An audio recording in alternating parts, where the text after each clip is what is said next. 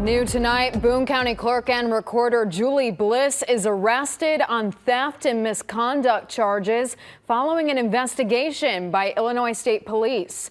Those charges against 53-year-old Bliss are 1 count of theft of government property and 1 count of official misconduct.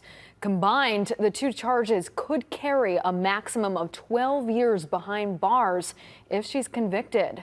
Officials say in April of this year, an employee of the county clerk's office reported abnormalities in 2 bank accounts. County leaders immediately notified Illinois State Police and an investigation began. Sikich LLP, which is an accounting firm, was also called in to assist with authorities. In a statement from county leaders, they say the misuse of public funds is an abuse of power and a violation of the public's trust. They also remind the public that Bliss is innocent until proven guilty.